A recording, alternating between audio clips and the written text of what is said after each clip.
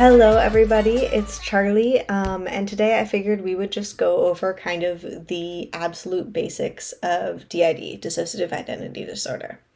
So first of all, I want to make it very clear, we are not professionals. We also did not do research specifically for this video or before this video. We will not be citing sources.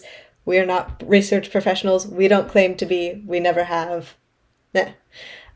Everything that I'm sharing is just things that I have learned through being a system, through being in the system community, and through what I've heard and what seems generally agreed upon. A lot of those are peer-reviewed sources and well-researched studies, but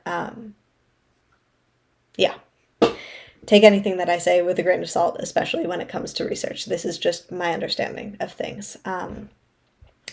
So, DID, it comes from childhood trauma. It comes from repeated childhood trauma that happens before the ages of 7 to 9 years old.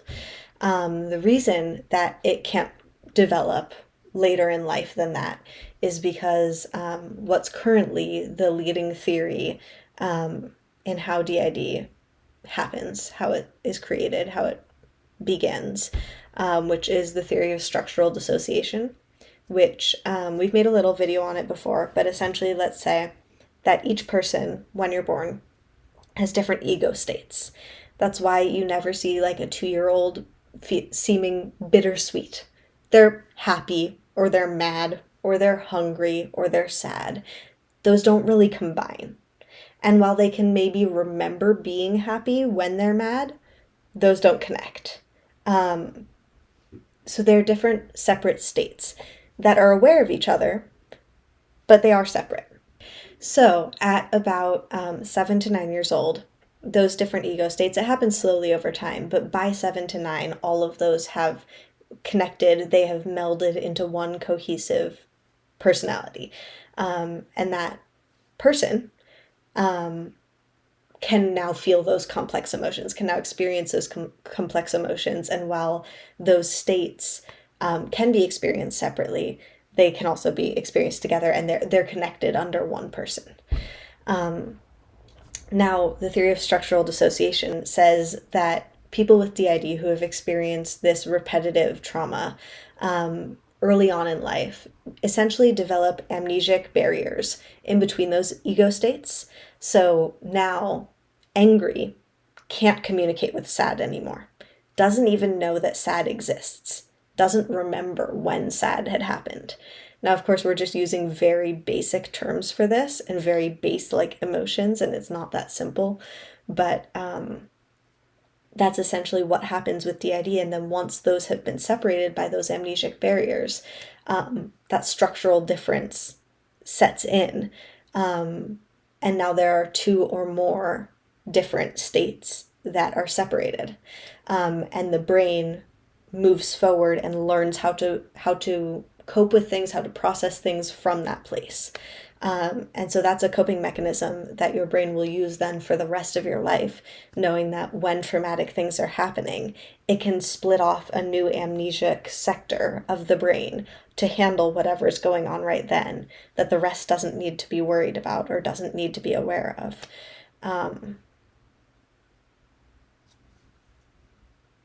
I'm going to use the example that I use oftentimes, which, trigger warning, let's say, this is not our experience, this is just an experience that I think is a good example, and an experience for many people, unfortunately.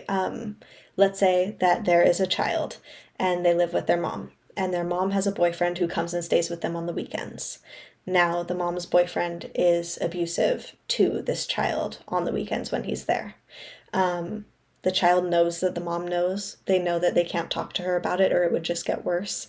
And they essentially know that they can't make it through the week knowing what's going to be coming on the weekend, knowing the abuse that they're going to have to suffer on the weekend.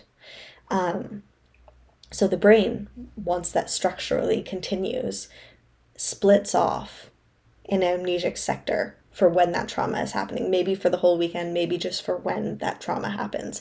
But now there is someone who experiences the day-to-day week life I'm doing such a bad job of explaining things today. I had a whole technological mess right before recording this, so my brain's a little scrambled. Anyways, I don't know why I get so stressed about filming. It's like I could do like a million takes, but I'm lazy with editing, so that's why. Um,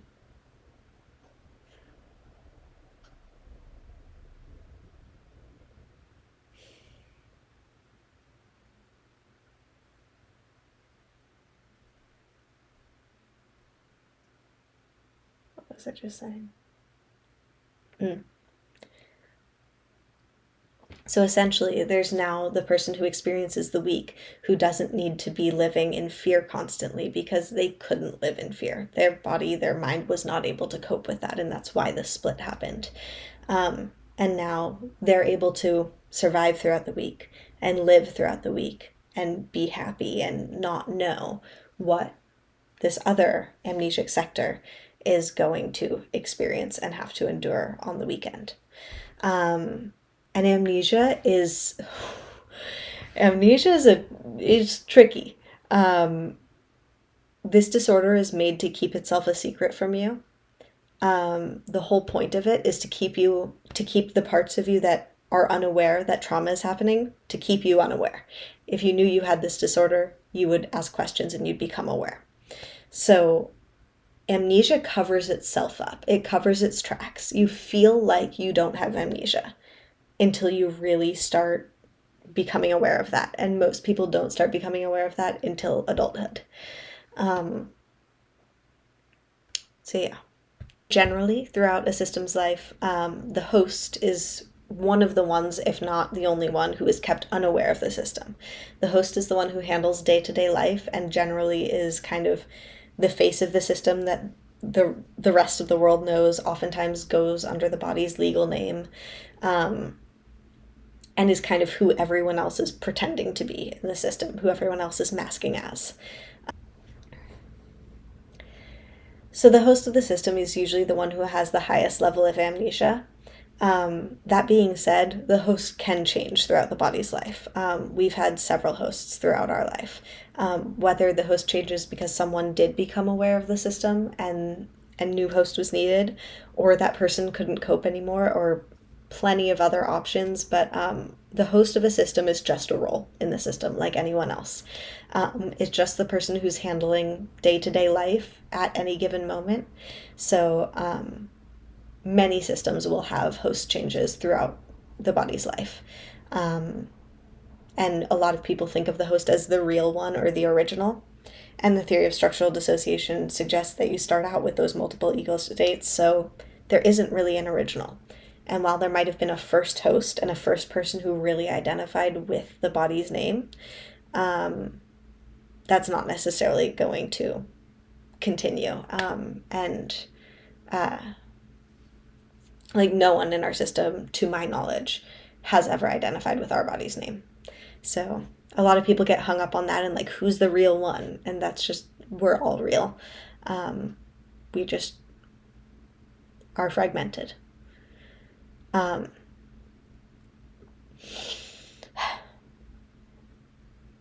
So DID often comes with a lot of comorbid disorders. It's not one that stands alone. I've never heard of a case of DID that didn't come along with CPTSD, which is complex PTSD, which essentially general PTSD comes from a single time event that was traumatic and caused the post-traumatic stress. But CPTSD comes from repeated trauma, which is what DID comes from. So every system that we know also has PTSD, CPTSD. Many also struggle with depression, anxiety, and tons of other mental and physical health issues.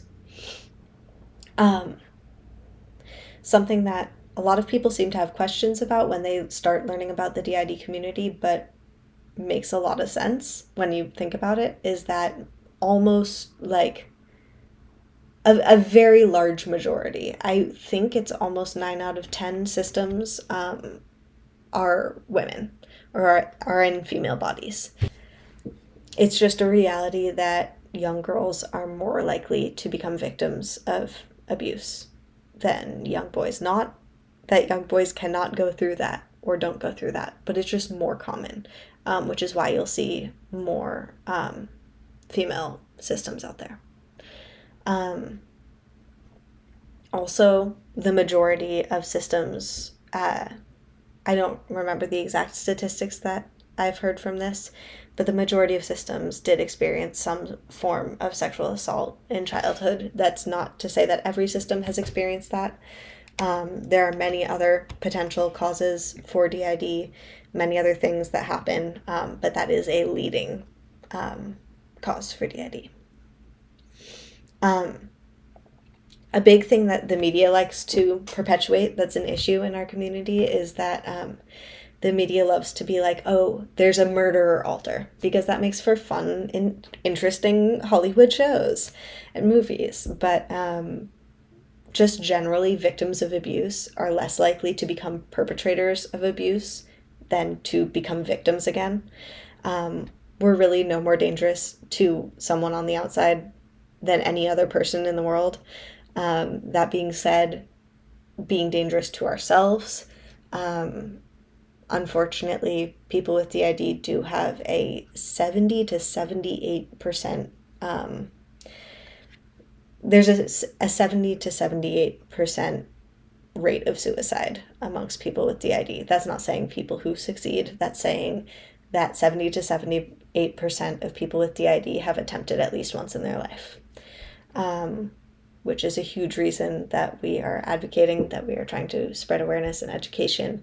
And our community has been through so much and continues to go through so much. And the more we're able to make people feel less alone and like there is help out there and there are other people who have the same experiences, and help people learn about what's going on and not just be confused and lost, hopefully the more we can watch that number go down.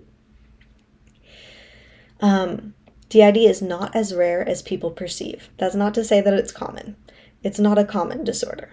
But, and again, I'm not a research professional. This is just a number that I feel like I remember hearing, that a rare disorder is classified, I believe, as having less than 20,000 cases in the world.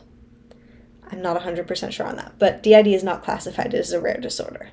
The estimated prevalence of DID that seems agreed upon between all the different sources that we've seen is about 0.5 to 3% of the global population has DID, which is a lot more than you would generally expect before learning about this. So it is a more common disorder than people expect. Childhood trauma and abuse is more common than people like to admit and accept. But that being said, it's not a extremely common disorder, and it's not likely that you or it's not likely that everyone around you has it. But chances are that you have met people with DID in your lifetime. All systems will function differently also. Like, we'll talk about there being a host. We'll talk about there being specific people in the system who hold the trauma memories, and oftentimes in our community they're called trauma holders, and tons of different things. But every system works differently, and just because we're talking about something that might be the way that it generally works for people, or that it works the way that it works for us, does not mean that's going to be the same for all systems. Some systems have 2 altars, some systems have hundreds. There's no rules for how it works.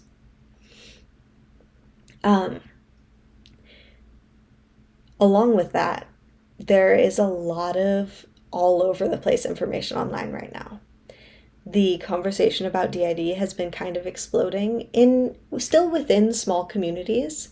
I think when you're in it, or in the mental health community or whatever, it feels much bigger than I'm sure it does to many people out there, because still most people we talk to have never heard of DID until we were like, have you heard of multiple personality disorder? And they're like, yes. And we're like, we don't use that term anymore.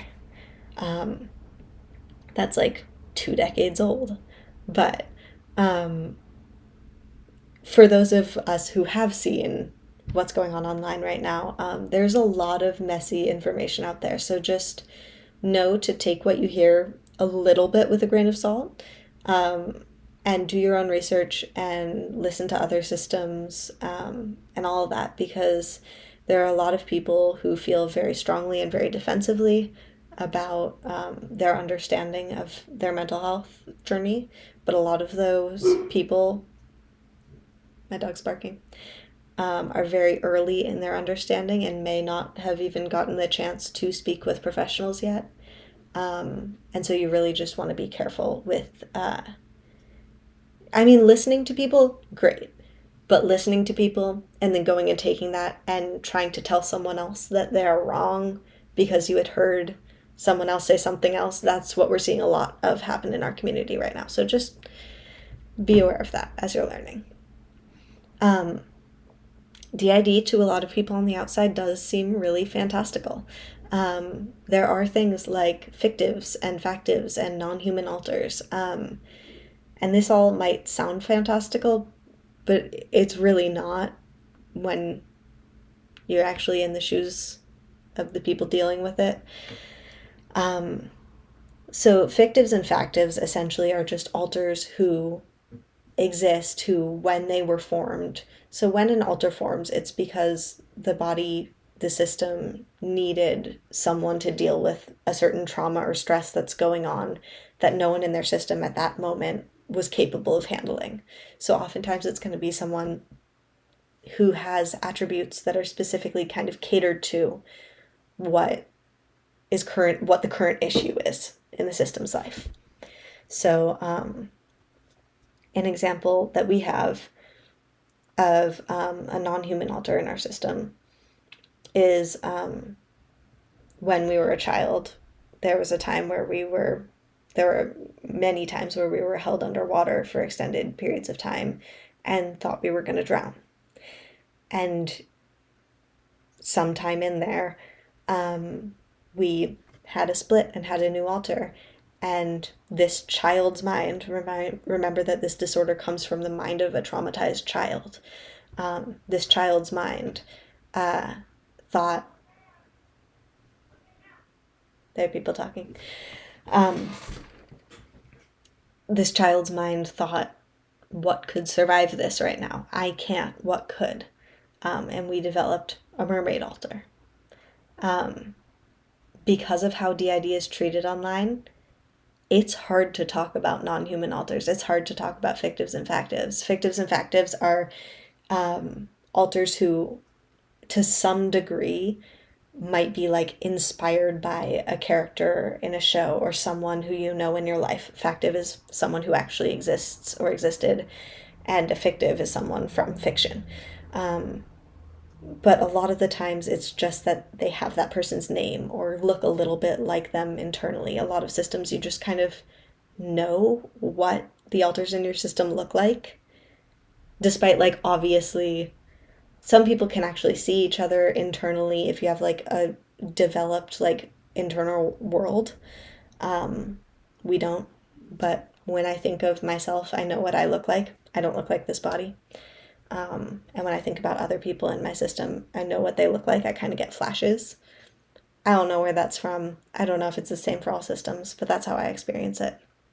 But it's hard to talk about these things. They're some of the more stigmatized parts of DID because they are fantastical, but they're not. They come from trauma, and it's just a coping mechanism. And of course, we're going to pull from our lived experiences and the things that we have some familiarity with, whether that's a certain creature or character or whatever, when our mind's in a highly traumatized space, to be like, I need something. Anyways, systems will have completely differing levels of how much it is disabling to them. Some systems will be perfectly functional. Some systems will hold very high up, very high stressor jobs and be able to function amazingly. And some systems are fully disabled, need different kind of medical equipment, to get by, whether that's to do with physical, medical things that happened during the abuse during childhood, or mental fallout from that. But every system's effects and story is going to be different. Along with that, people oftentimes just assume when we're talking about childhood abuse that it's always the parents, and it's not always the parents. We have good relationships with our parents, and it's hard to talk about having gone through childhood trauma and abuse so publicly, especially when we have a really good relationship with our parents. And I know that people are going to make assumptions about that. But just remember, it's not always that. Sometimes it's someone else in the person's life, a teacher, a babysitter, a whatever, another kid. And then sometimes also, like, systems can be formed through medical trauma. If there's a child who has so many medical issues in their early lifetime that they are constantly feeling like they are on the verge of death, and constantly going through that trauma repeatedly throughout their life in the early stages, they can develop DID, and that didn't come from abuse, but it came from trauma. So anyways, and just kind of last but not least, this disorder isn't rare, but it's not common. And a lot of people, I think, can get hung up on, well, this disorder keeps itself secret from you, so like anyone could have DID. I could have DID. And that's real. And also, if you are concerned or starting to think that you might have DID, please don't even like dive too far into research. Don't like try to do that yourself. Go talk to a professional. If you have any capacity to go talk to a professional, whether it's a therapist, a doctor, a psychiatrist, go talk to a professional somewhere and tell them that what you're experiencing, the symptoms you're experiencing, and tell them that you are thinking, I think it might be DID, but I'm open to other ideas, because the thing is, you've got to rule out other things. It's a long and complicated process, but you can live a happy and fulfilling life with DID, but it's also really, really not easy, and it's not a fun disorder. And those are the basics. We might make more videos in the future diving into specific points we made in this, but I think this is plenty long enough. So I hope y'all have a wonderful day. Drink your food, eat your meds, take your water. Have a good day.